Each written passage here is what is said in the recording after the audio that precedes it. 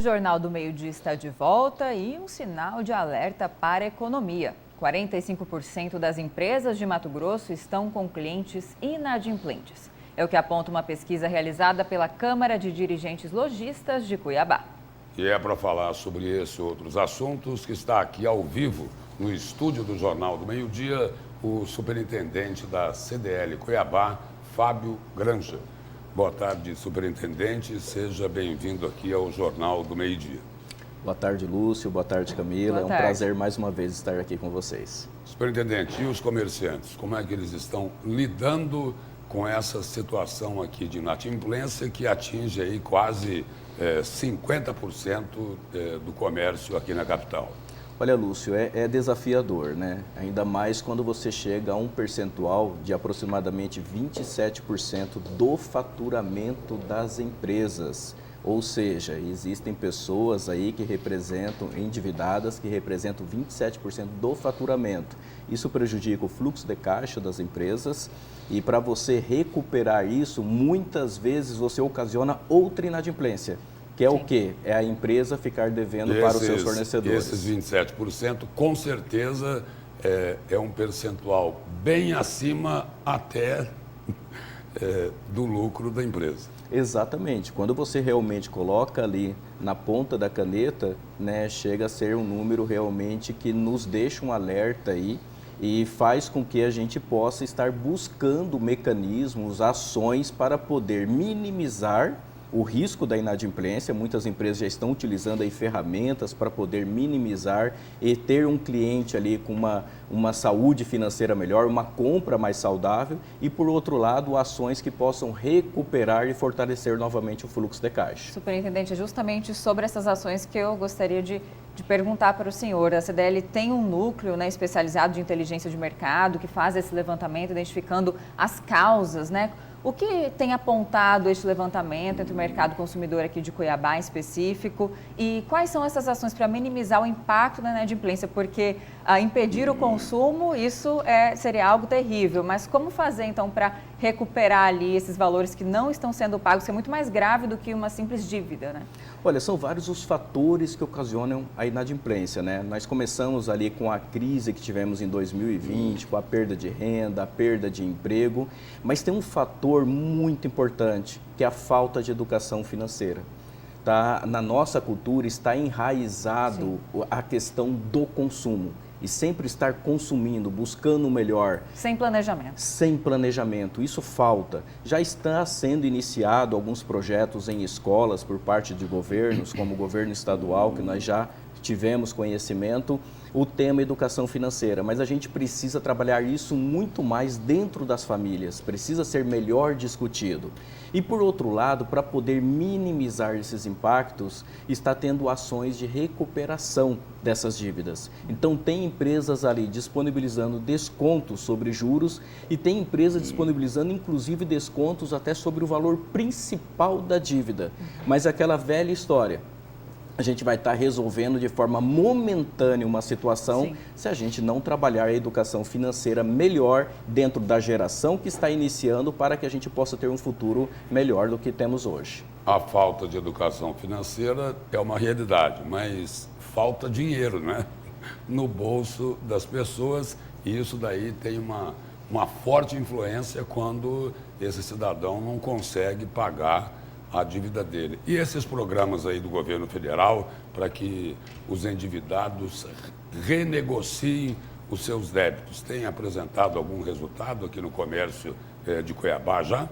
Lúcio, na verdade, nessa primeira fase agora, o programa Desenrola foi destinado para os bancos, para as financeiras. Então, as dívidas atuais que estão sendo negociadas são principalmente ali de pessoas que ganham até R$20 mil e não possuem a garantia do governo. Então, é uma primeira fase.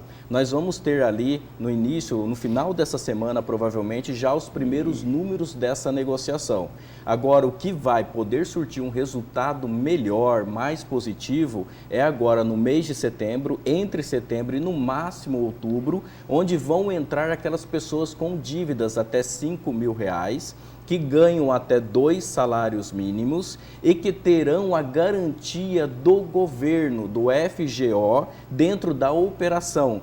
Dentro dessas operações haverão transações de bancos e também do próprio varejo. Lembrando que hoje os bancos representam 46% de todas as dívidas existentes no país e o varejo representa 28%. Então teremos aí boas negociações, tem empresas que já disseram que dependendo do tempo da dívida, poderá ter descontos aí de 70%, 80% sobre o valor principal da dívida. Então o objetivo realmente é limpar o nome das pessoas para que elas possam voltar a ter crédito no mercado. Superintendente, o senhor tocou no assunto sobre os bancos, né? E de fato as principais dívidas estão justamente com essas instituições financeiras, né? No Brasil é o primeiro do ranking, depois em relação a contas de serviços essenciais e aí em terceiro lugar o varejo. Os juros do cartão de crédito são assim os grandes vilões. Não há de fato como escapar disso, né? Nós temos os maiores juros do mundo. Parece que foi um sistema feito para que o cidadão fique endividado, mesmo porque não se encontra uma maneira de diminuir esses juros. É de fato um lobby muito grande, não é mesmo? Exatamente, juros do cartão de crédito e do cheque especial. Sim. Né? Esses têm sido os grandes desafios nossos. E quando você pega todas as dívidas dos bancos, aproximadamente 70% é o rotativo do cartão de crédito.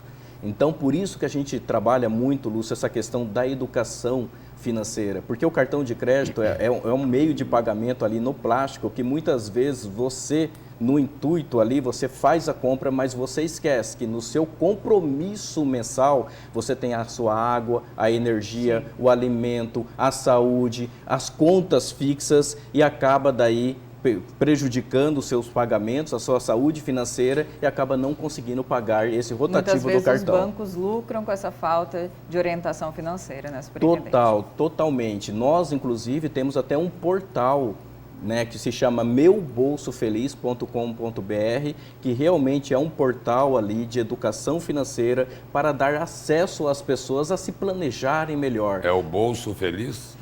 É para ser o bolso feliz, né? Esse é o propósito, porque assim, é importante ter o consumo, é importante ter o consumo, claro, através do consumo que você consegue gerar demandas, consegue gerar emprego, consegue gerar renda, mas esse consumo ele precisa ser consciente, planejado, porque senão ambos são prejudicados, o próprio cliente e o próprio empresário. Só dei um exemplo agora há pouco aí que chama a atenção nessa questão aí da falta da educação financeira. Falou assim, olha, daqui uns dias vai começar a renegociação de quem deve R$5.000 e que ganha até 2 salários.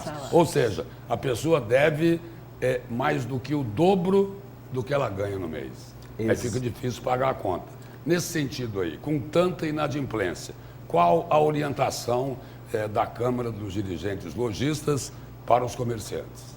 Olha, Lúcio, não tem como não participar desse programa, né? Mas é aquilo que nós falamos, nós não podemos nos tornar reféns de projetos como esse, porque senão a cada 6 meses você vai ter que ter uma campanha de recuperação de crédito. E isso, de certa forma, de qualquer forma, vai estar prejudicando o fluxo de caixa das empresas e a consequência é inadimplência e mais inadimplência. Então, o que nós temos trabalhado muito como orientação, nós precisamos insistir muito no cadastro positivo, que é onde fazer favorecer, dar benefícios para o bom pagador, Sim. Inverter a lógica.